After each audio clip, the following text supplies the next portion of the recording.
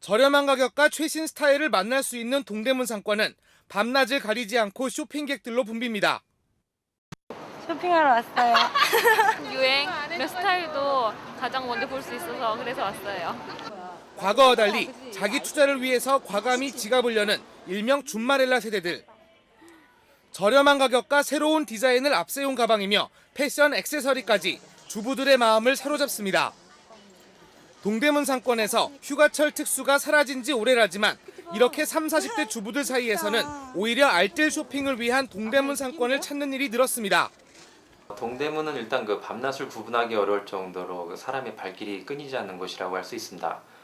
주로 20, 30대 여성의 유동인구가 가장 많고 또한 그 밤에는 한 30, 40대 소매상들이 좀 줄을 이루고 있는데 야간 쇼핑을 즐기려는 쇼핑객들이 늘면서 동대문 상권은 24시간 풀로 가동할 정도로 유동인구가 굉장히 많은 주요 상권이라고 할 수 있습니다.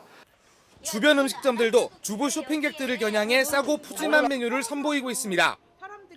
1인분에 5,000원이면 무한 리필이 가능한 이곳은 주부들의 알뜰 쇼핑을 위해서 빼놓을 수 없는 코스입니다. 그러니까 주부들이 먹기에 부담스럽지 않고 맛깔스럽고 그리고 이렇게 다 이렇게 오픈돼 있으니까 위생적이라는 생각도 들고요. 저렴함과 새로움을 무기로 옛 명성을 되찾고 있는 동대문 상권. 30, 40대 주부들의 쇼핑 메카로 떠오르고 있습니다. MBN 뉴스 강태화입니다.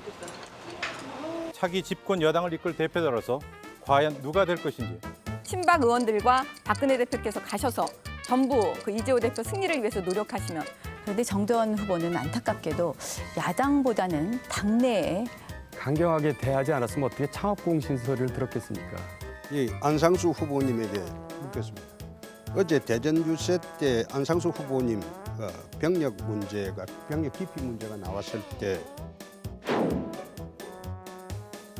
안상수 후보님 병력 기피 문제가 나왔을 때 악성 네거티브라고 했습니다. 네거티브라는 것은 없는 것을 덮어 씌우는 겁니다. 여기 보면 12년 동안 징병기피 2회, 입영기피 1회, 행방불명 2회, 입영연기 3회, 이 12년 동안 기피를 했어요. 그리고 검사되고 난 뒤에 소집 면제를 받았어요. 잘 알만한 우리 홍준표 후보께서 저렇게 또 선거 때문에 그래서 그런지 모르지만은 저렇게 또 가슴에 못을 박는 말씀을 하시니까 참 가슴 아픕니다. 동료로서. 제가 고시 공부하러 다니면서 절에 다니다가 몇 번 설명을 했습니까? 이렇게 저렇게 참 통지를 못 받아서 그런 일이 있었는데 그러나 후에 법무관 지원했고 그러다가 이게 내가 김성식 후보에게 묻겠습니다. 병력 기피자가 당대표가 되면 이 당은 병력 기피당입니다. 제가 참 이거 참 말하기 어려운 문제인데 네, 이번에 뽑는 당 지도부는 앞으로 2년간 총선과 대선을 준비하는 굉장히 중요한 지도부입니다. 총선과 대선을 총지휘해야 될 사령탑이 될 수 있는 것인데 야당, 우리 언론, 아마 안상수 후보님은 내내 거기에 시달리다가 우리 한나라당 골병될 것입니다. 찬스 죄송합니다. 안상수 후보님, 찬스 1분 드리겠습니다. 병력 기피라는 것은 서류에 병력 기피라고 돼 있어서 그것이 고의적인 병력 기피는 아닙니다. 그냥 군대 그때 입대를 못했다는 건데요.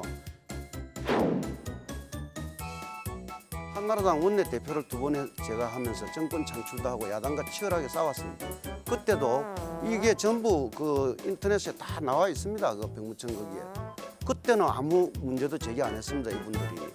그리고 야당도 지금까지도 그 문제를 가지고 한 번도 문제를 제기한 적이 없는데 이번 선거에 임해가지고 이렇게 그걸 가지고 하는 거는 정말 좀 과합니다. 제가 병력을 다 마치지 못한 것에 대해서는 정말 국민들에게 죄송합니다.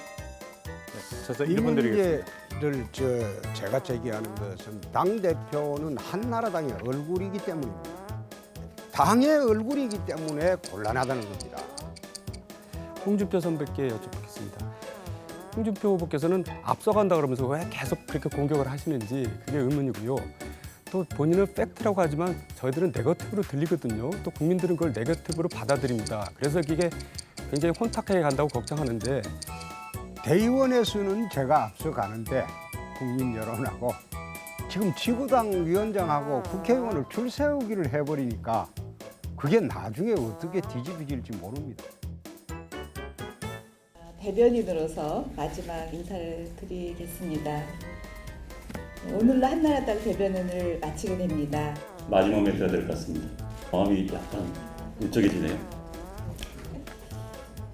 대변인직을 떠나며 작년 8월 25일 집권 여당의 대변인으로서 또 정당 사상 이공계 박사 첫 대변인으로서 떨리고 설레는 마음으로 이 자리에 처음 섰던 때가 생생합니다. 또 저 개인적인 생각을 말하고 싶은 적이 여러 차례 있었습니다. 참았습니다. 다은 삽공을 생각했습니다. 말이 너무 많으면 자주 궁지에 몰린다. 혹시나 저의 말이 다른 사람에게 해를 끼치고 특히 당 지도부의 일원으로서 당에 피해를 주지 않을까 항상 조심하고 조심했습니다.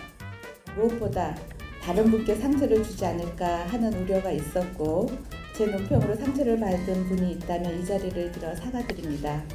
저 때문에 상처를 받으신 모든 분들께 사과의 말씀을 드립니다.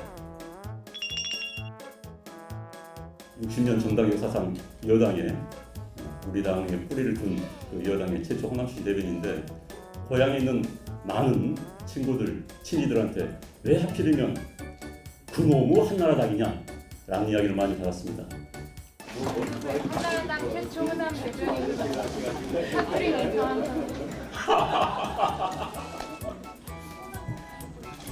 KBS 기자생활 하다 보니까 솔직히 사투리를 많이 잊어버렸어요.